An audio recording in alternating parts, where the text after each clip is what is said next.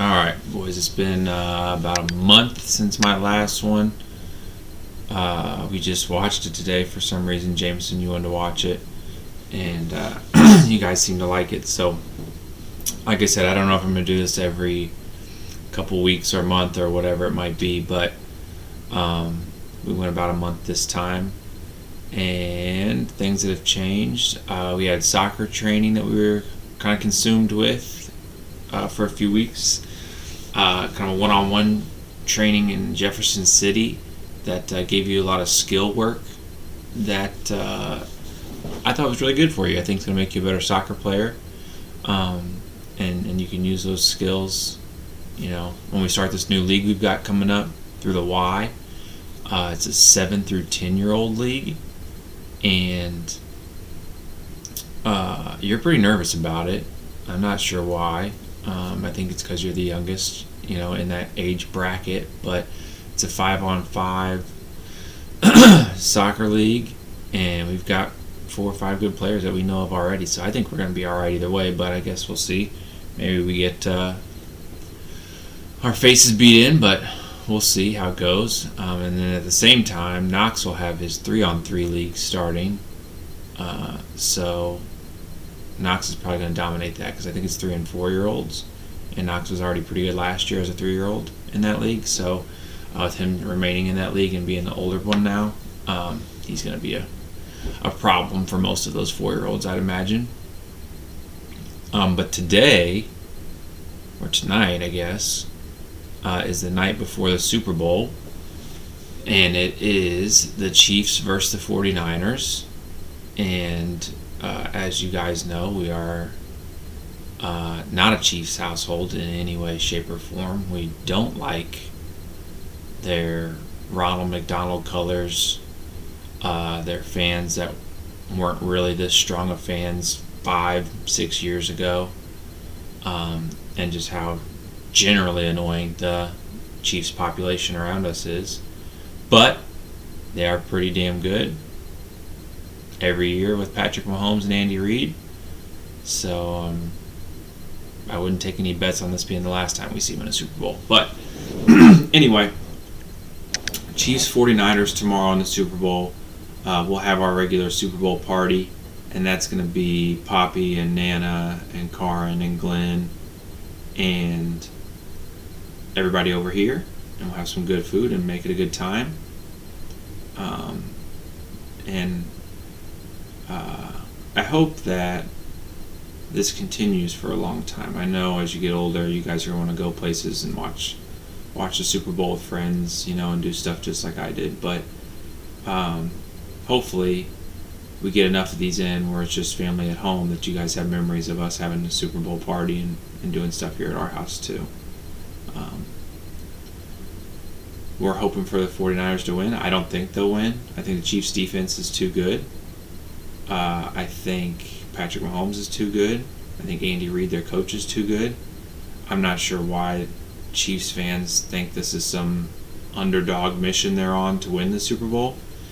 That's part of why they're annoying as well. They've got already what's considered a top 5 quarterback of all time, easily a top 3 coach of all time, a top 3 tight end of all time. But yet they still think they're underdogs and everyone should love them. So I don't know. But anyway, I'm not going to blab my football takes for you. But yeah, we're hoping the 49ers can somehow pull off a win just to keep those Chiefs fans quiet for another year anyway. Soccer we already talked about coming up. I'm really excited for that. Oh, something that I'm doing that was actually supposed to be today was my first one, but it got canceled for some reason. Dad here is signed up for a sign language class. And I know a few little things that your mom has taught you guys when you're a little bitty before you guys can talk. Mavi does, like more and some of the signs that he does. But I've always been really interested in sign language. So the Rec, one of our favorite places to go, is offering with MSD a sign language course, and so I'm going to take a few of those and see if I can get a little bit figured out to at least help me out maybe a little bit with work or just in the public. and we'll kind of see where it goes. I've got a surprise guest down here. Hold on. Come here. Come here. Come here. Come here. Come here. Come here. Say hi. Look at this pretty girl. Look at this pretty girl. Look at here. Up there. Up there. There she is. There's our girl. All right, go. Lila. So, yeah, I'm going to learn a little bit of sign language, and hopefully that helps, and maybe I can teach you guys that. What else we got going on? Jameson, you have a spelling bee coming up, and we've practiced a little bit. You did pretty well.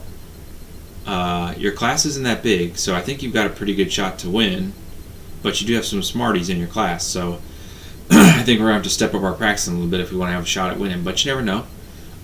I always really loved a spelling bee because I'm obviously irrationally competitive anyway, but the spelling bee is fun. Yours is first and second grade are together, and then third through eighth, the rest of the school is together. So who knows? You could win the whole thing maybe between first and second graders. That'd be pretty crazy. And then maybe we'll have to watch the National Spelling Bee this year on TV whenever that comes on to show you what that's like.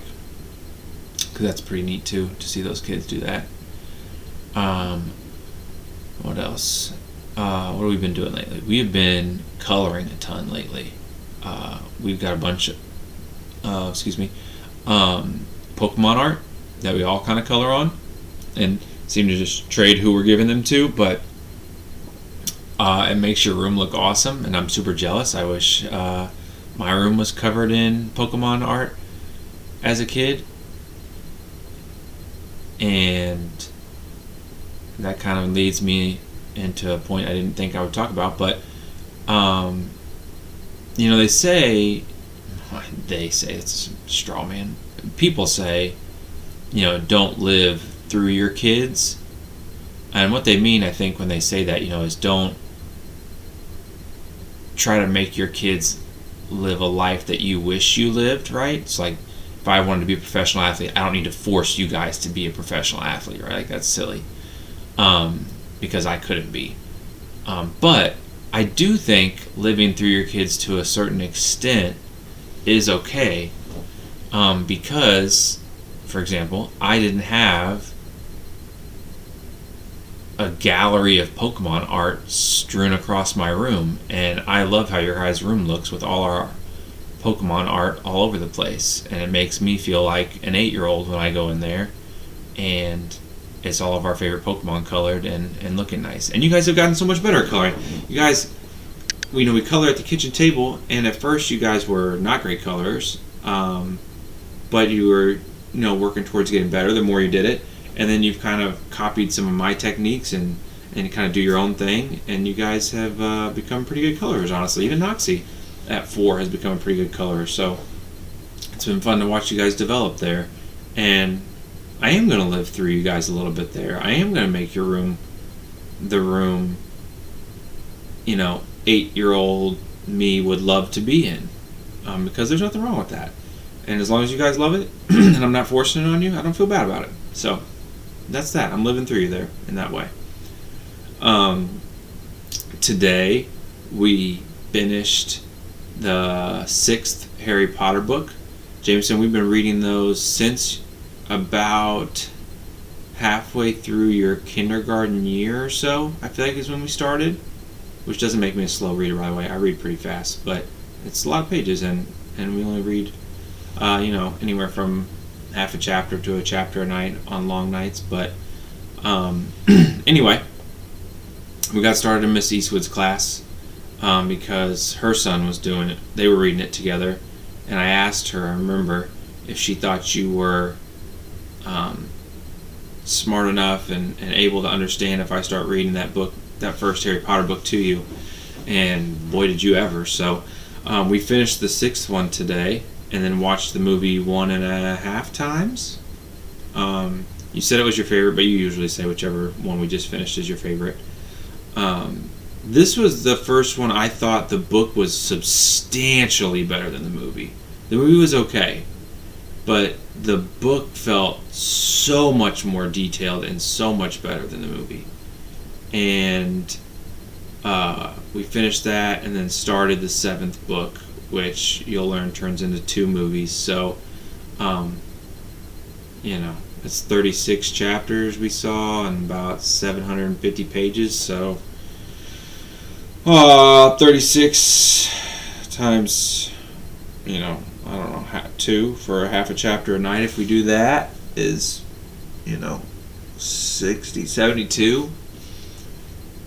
72 days minimum if we do half a chapter a night, which we're not going to do because we don't always get that much in, but sometimes we go a little over. So yeah, it'll probably take us every bit of 2.5 to 3 months to do this 7th book, but we'll get it knocked out, and it's been really fun. I always thought can't wait to read my kids these books because they're great. But I stopped reading them after the 4th book. The 5th book I kind of lost interest and never finished when I was growing up with them. And they were coming out at the same time I was that age. And the movies were coming out, so I just, stuck to the movies because I thought they were just as good. And rereading them now, I still think the movies are pretty good. But watching the movie right after we read one is just this really awesome experience. It's a neat place that we've gotten to in technology, to be able to do that. Obviously, just stream it and watch it. Literally the day we finish the book. So that's been kind of neat to do. But yeah, the 6th book was fantastic. You were pretty shook by Dumbledore dying. You hate Snape, and rightfully so. He's been terrible this entire book up to this point. I'm sure you'll be stunned by how the 7th book works out, but I won't spoil it for you. I don't know what we're going to read after, because I didn't really read that much growing up. I was a good reader, but reading never really captured me like that. So I don't know what we're going to read after. Mommy's got some ideas, I've got some ideas, but we'll find something. And then I would imagine we might get back to it at some point, because even though you're getting this full read through and Knox catches some of it, he knows more characters than we realize and more of the story than we realize, but he is just 4. So I think maybe kind of that same time frame, if we read something else after these Harry Potter books, by the time Knox is halfway through kindergarten or getting into 1st grade and Maverick is now Knox's age, maybe we'll start them again, and then you'll be at an age too where they'll kind of sink in differently for you as well. So maybe we'll just do that again. I don't know. That's a long time from now. Harry Potter. What else we need to talk about? Valentine's Day is coming up. You don't have a Valentine, to my knowledge. Knox does. His forever Valentine, it seems at this point, is going to be Fin. As much as they love each other, hold hands, and Knox, you guys are just attached to the hip, so kind of set for that at this point. Super Bowl tomorrow we talked about. The draft is coming up at the end of April. My favorite sporting event. I don't know if you know this, but I'll just kind of explain it for you real quick in case you watch this later at some point. But for me growing up, the Dolphins have obviously never been a great team. I mean, there's been years here and there where they make a run at the division, but more years where they're not good. Obviously they haven't won a playoff game since 2001 when I was 11. So the NFL draft is where my fandom kind of exploded because of my friends and I all loving it. Me, Salt, and Adante really. And so, we go watch the draft every year at Hooters. And then last year we went to Kansas City for it, and I got sick, and it was just the worst because I missed all of it. It was just a nightmare. I cried about it because it's my most favorite sporting event, and we make a big deal of it every year, me and Salt and Dante, and we've grown this draft party that we have every year to like almost 10 plus people now, pretty frequently when we go do this party. And last year we skipped the party to actually go to the draft and have this experience that we had never had before because it was so close. And we got down there, and I wasn't feeling great, but I felt okay. And we were there all day, and I still didn't feel great, but I still felt like I was going to make it through. And the draft started at 7, and by like 6:15, 6:30, I was like, I'm not going to make it. And I left my friends there, and Gabe came and got me, and I went back to his apartment there in Kansas City while my friends stayed and enjoyed the draft. And I proceeded to throw up every 30, 45 minutes for the next couple hours. And then I would come back and pass out and sleep for a little bit. And then once the draft was done, they came back to the apartment, and then I drove us home from Kansas City. And just a bad experience overall, I guess, for that evening. But what can you do, Stuff like that happens sometimes. I'm sure I might make another at some point with you guys, hopefully. But anyway, the draft's coming up, and it's the best because you get to see all these people, these players, their dreams come true in a single moment, right? Like, I feel like very rarely in life do you get to see someone really recognize and know that their dream has come true in a moment, right? Like that is coming. It's a bizarre thing to know that your life has now changed forever, and it's culminated in you reaching this dream that you've worked your whole life for. It's like I said, you normally don't have any idea that that's coming or when that's coming, but the draft kind of culminates in that, and I love it. I love watching college football, obviously, all year, and getting an idea of what players I want the Dolphins to go after and what rounds they'll be available, and just the whole team building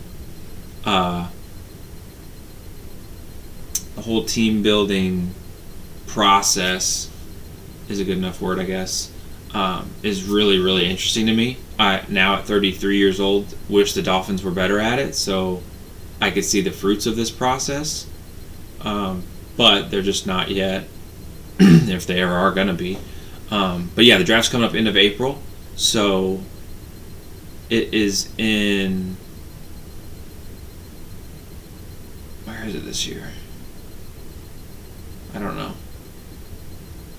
I can't think of where it's at. Sorry, brain fart. I don't know where it's at. But nowhere close to here. So we'll be having the draft party again. And it'll be fun. It'll be a fun time. And we'll see who the Dolphins pick. I'm leaning towards an offensive lineman. I would like... Let's put this on the record. I would like Jackson Powers Johnson, the center out of Oregon. Mark it down, February 11th, 2024.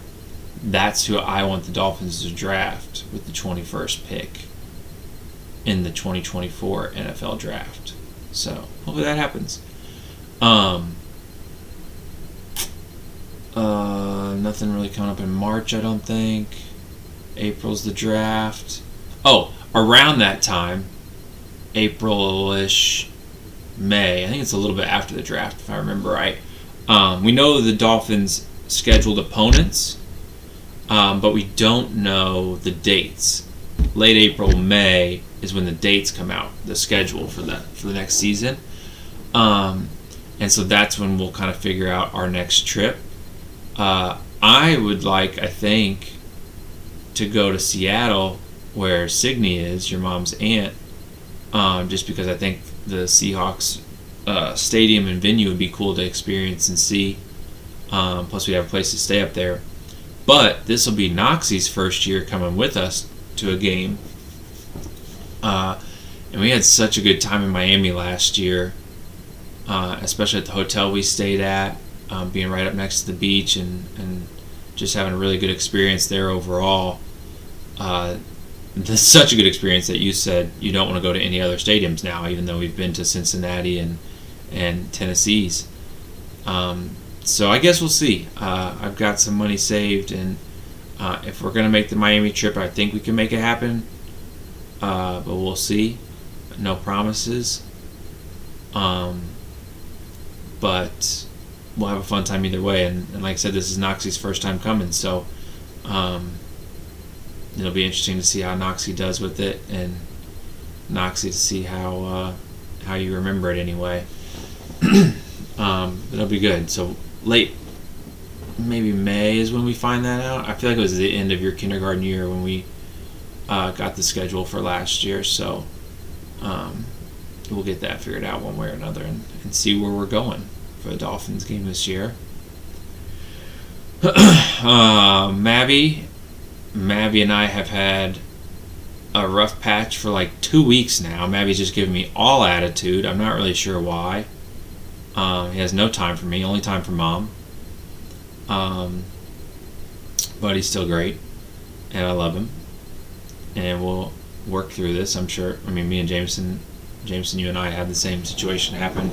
Knox, I don't remember Knox and I having this, but I'm sure, I don't remember stuff very well, so Mom will remind me. I'm sure me and Knox went through it too, I just don't remember it. But yeah, hopefully Maverick starts to like me again here soon.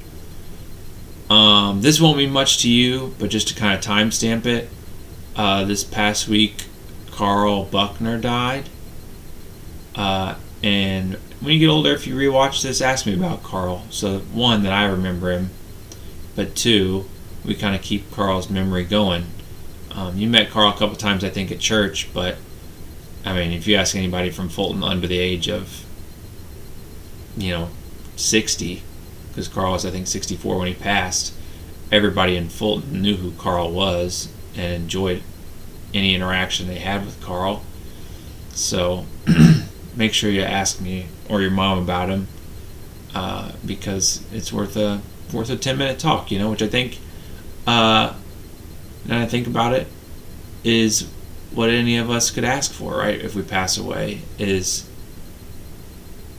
people in the community, not just our family, to remember us in a positive light and in a way that makes them want to talk about you even when you're gone, And people will miss Carl for the foreseeable future, at street fair, at any kind of public event, here in Fulton. And so I went to his visitation for just a little bit, and his card thing there said the Heart of Fulton, and I thought that was pretty neat that they made that for him, and that's a good way to describe him, as the Heart of Fulton. Everybody knew who Carl was, and so make sure you ask me and Mom about him at some point, in case you don't remember him, Jay. But Knox and Mabby definitely won't, but we'll be happy to talk about him, happy to bring him up anytime we can. Anything else before I get off here? Let me think for a second. Sorry. Sure wrote some stuff down.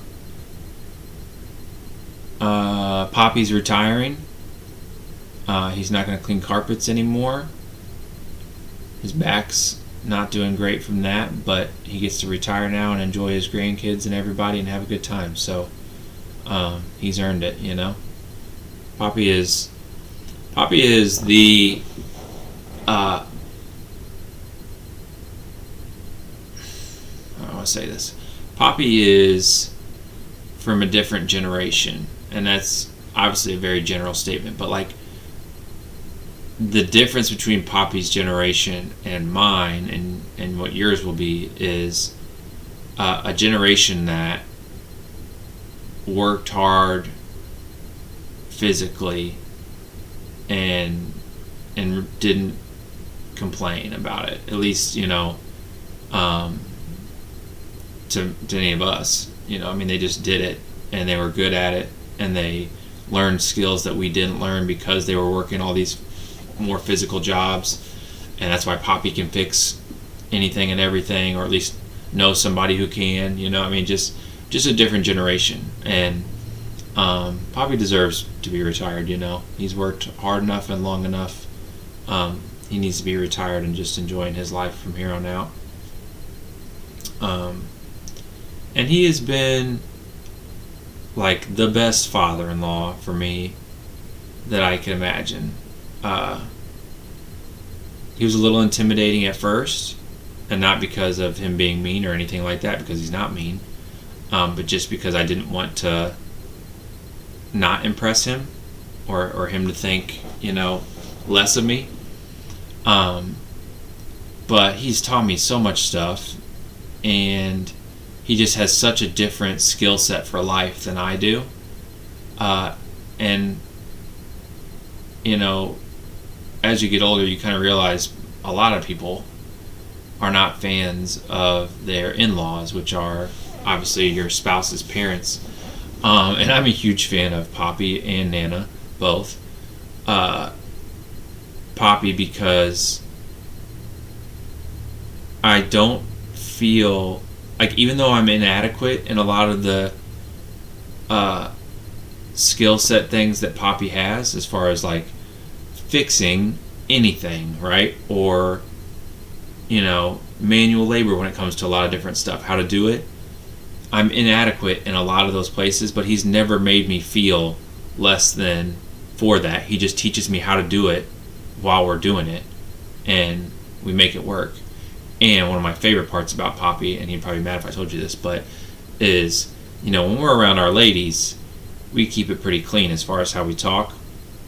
But when it's just me and Poppy, and we're riding in the truck, or we're doing some kind of work or doing something, we like to let a lot of cuss words fly, and I usually let Poppy start that, and he drops a lot of words that you have not heard him drop before, and it makes me feel like Poppy really does like me, and like I said, I just don't think that's common for everybody, and I somehow struck gold that I feel like both my in-laws genuinely like me, not just because I'm with their daughter, but like genuinely like me, and that's nice. That's a nice feeling to have, and I genuinely love them.